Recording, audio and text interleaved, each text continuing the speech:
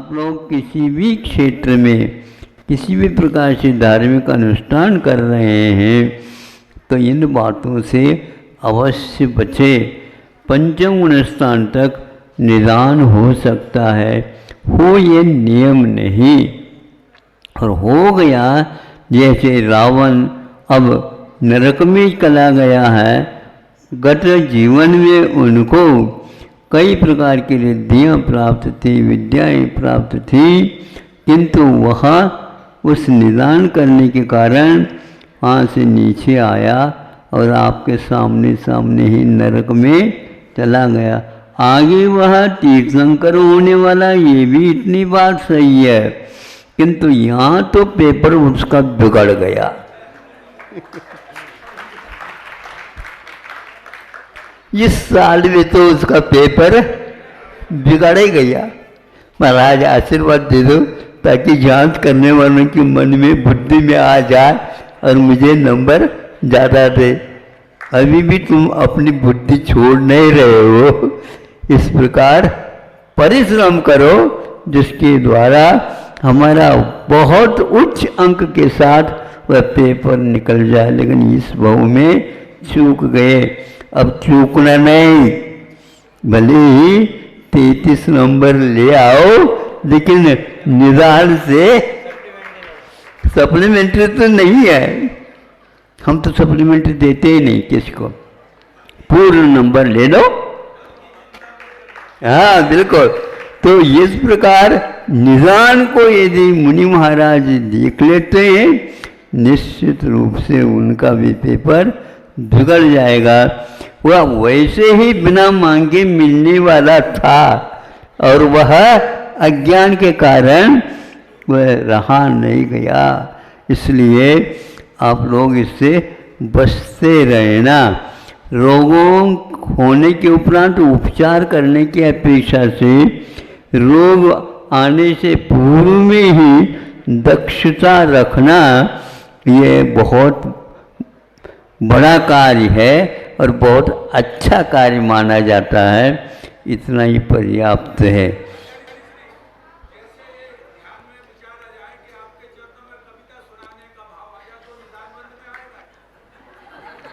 उसका लक्ष्य क्या है, उसके उद्देश्य क्या है, अभिप्राय क्या है, मैं कोई नहीं जानता।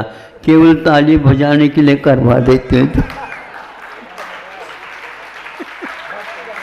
क्या वो तालियां तो मिलेगी, लेकिन तालियों के ओर नजर न रखें, ये हमारा कहना। भले ही टूटी फूटी छोटी भी कविता क्यों न हो, लेकिन वह जानदार तो तभी है, नहीं है तो केवल तो दिखावट हो जाएगा। ऐसा परिश्रम बहुत होता है। कविता ऐसे नहीं लिखी जाती है, लेकिन कविता के बाद वह तालियां बहुत जल्दी याद आती है। तो फिर अपने आप ही ताली बजाए करो, उसमें क्या अच्छे ढंग से जाकर के कविता यहाँ पर कह दी, किसी को ताली बजाओ ऐसे कहने नहीं, और कोने में आकर के बैठ गए और अपनी कविता के लिए ताली बजाते रहे। लोग क्या कहेंगे? लोग कहेंगे ये क्यों वो बजा रहे हैं? क्योंकि हमारी कविता आज बहुत अच्छी थी, इसलिए अच्छी थी किसी ने ताली नहीं बजाए। अहिंसा परमो दया। मोक्ष मार्ग को 3 भागों में न रख करके 3 वस्तुओं के माध्यम से एक माना है।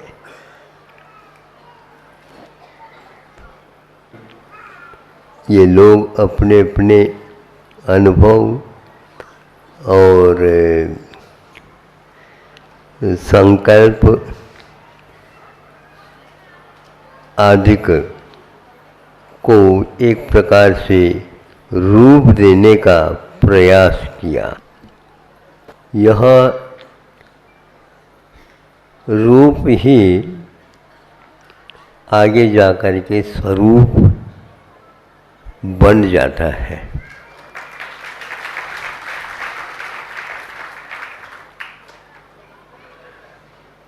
ये बहुत कम लोग जानते हैं। इन लोगों की यात्रा सूत से प्रारंभ हो जाती, लेकिन ये ध्यान रहे सूत शुरुआत नहीं है, उससे भी और पहले शुरुआत होती है। बहुत ही नाजुक रहते हैं, जिनको हाथ से या तर्जनी और अंगुष्ठ में पकड़ नहीं पाते, किंतु किसी भी साधन से जब हम उसको देखते हैं तब मालूम पड़ता है। जब उसको रेशाएं कह दें या बहुत सूक्ष्म धागा कह दें, धागा तो बाद में होता है, फिर उसको जब एक मेक करते हैं और उसमें कुछ बल मिलता है, तब कहीं जाकर के वो सूत के रूप में परिणत हो जाते हैं, जिसको आप पौनी कहते हैं। पौनी, ये पौनी कहने में नहीं आते। पहले कपास देखो, फिर कपास में से कूड़ा कचरा बाहर निकालो, फिर उसको एक प्रकार से वो जुलाहा जो है ना, हाँ, वो उसको ऐसा काटता है, ऐसा उसको रूप देता है। वहाँ इतना सा रुपया के स्थान में रहने वाला वह कपास इतना फूल करके बाहर आ जाता है। उसको पौनी बनाया जाता है उसके, फिर उस पौनी को सूत के साथ निकाला जा सकता है। यह मेहनत पहले किया गया है, तब कहीं जाकर के उस सूत को आप लोग फिर बाद में अपने अपने क्षमता, कला और साधन सामग्री के अनुसार क्या देते हैं, एक प्रकार से और आगे गति दे देते हैं, तो उससे वह सूत धागा बन जाता है। किंतु ऐसा धागा नहीं है, उसको यूँ खींचोगे तो एकदम खींचेगा नहीं, तो वह कुछ ताकत लगाओगे तब कहीं जाके मालूम पड़ता है कि इसमें बहुत शक्ति और एकता, और इसमें एकता के स्थान पर अनेकता भी एकता का रूप धारण कर लेता है। एकता जगी, एकता जगी, एकता जगी। एक प्रकार से ताजगी आती तब, एक ताजगी, एकता जगी।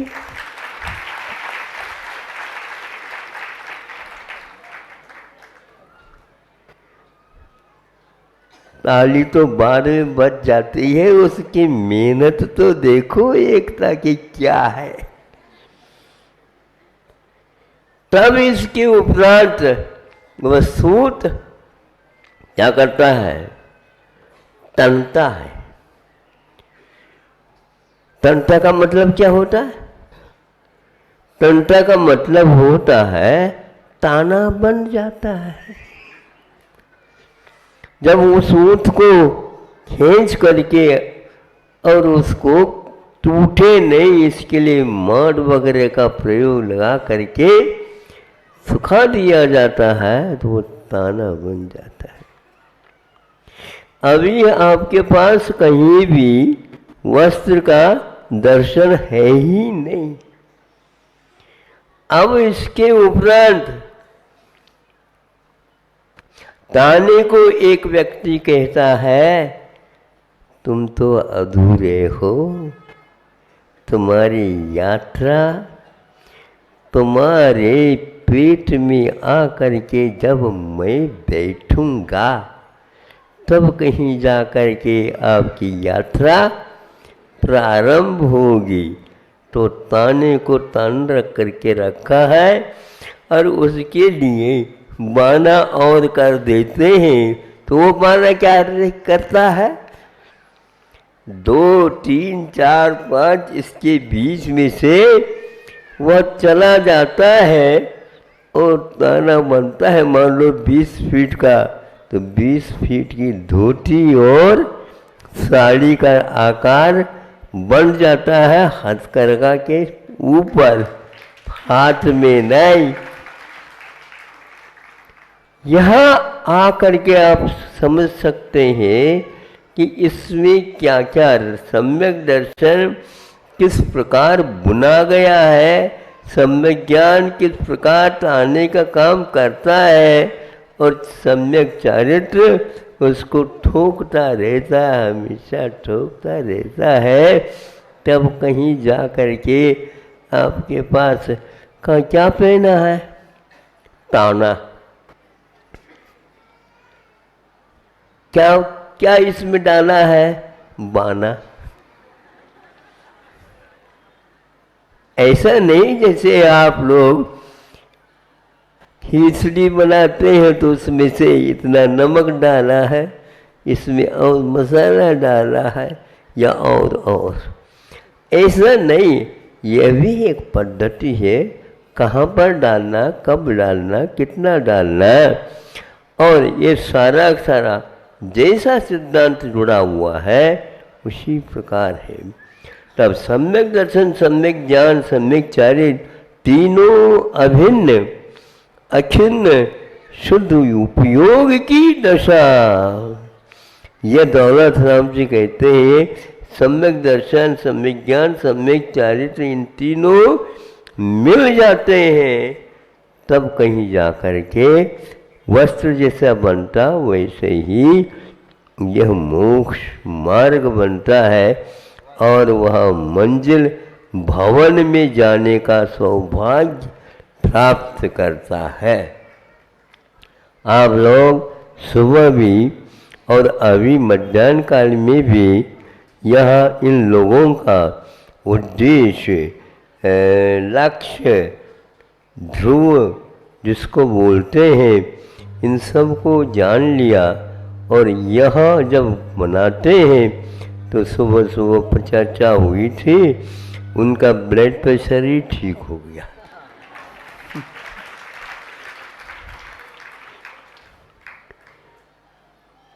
किसी के ब्लड नहीं बन रहा है और इसके उपरांत उनके लिए कुछ ऐसा कहा गया, अरे तुम डरते क्यों हो और तुम बहुत जल्दी स्वस्थ होने वाले हो, थोड़े से आप प्रसन्न रहा करो, थोड़ा भोजन भी समय पर किया करो। तुम तो ध्यान रखो, तुम्हें चिंतन नहीं आता है तो चिंता ना करो। लेकिन ये चिंतन करने वालों ने ऐसा चिंता करने वालों की उन्हें और आगे बढ़ा दिया।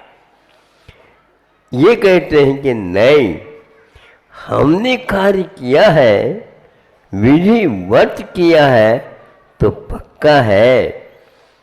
जब हम जयपुर अजमेर में गुरुजी भी थे उस समय,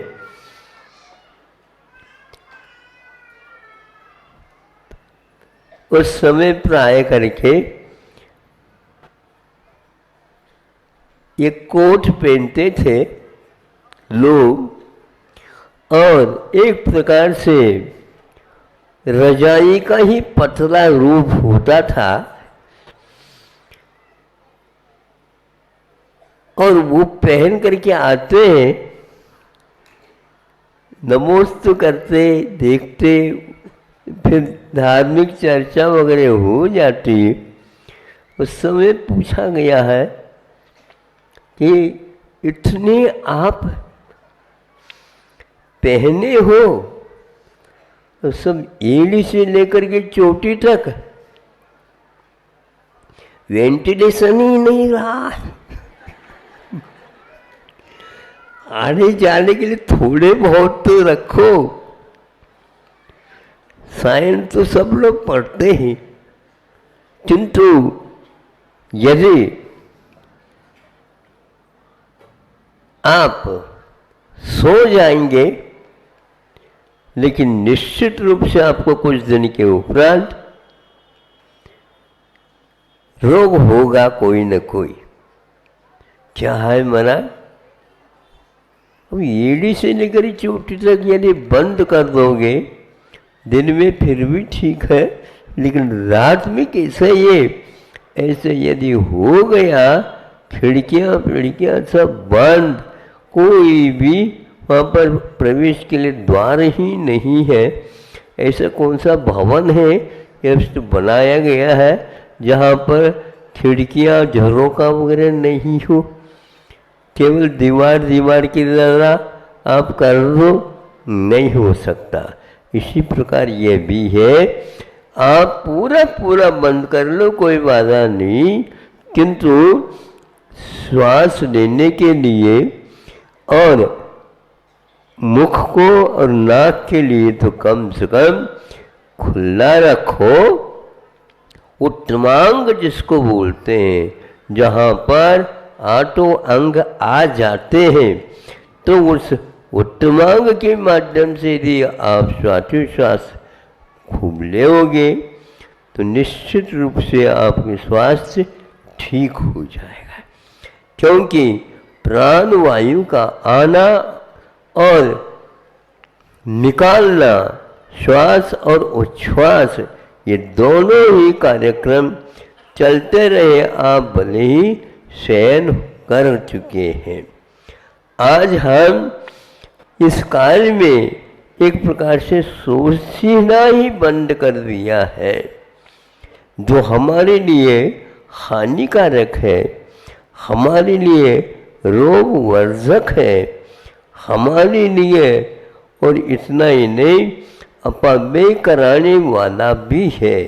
कैसे अपव्यय? आपको भोजन करने के लिए कोई मना नहीं, किंतु आपके भोजन के साथ साथ और भी कोई चीज़ है उसके लिए भी मना नहीं, किंतु एकाध खुराक, हम 2-3 खुराक कम से कम और लेते हैं। थोड़े से आप खुलासा कर दीजिए आपकी कौन सी खुराक है। नाश्ते के समय पर भी, फिर आहार के बाद, फिर बाद में एक समय 3 बजे आदि उस समय में खुराक लेते। पहले तो भरपूर पेट भर तो खा लिए थे, खुराक तो पूर्ण हो गए थे। नहीं महाराज, वो बैडी महाराज जी की खुराक है।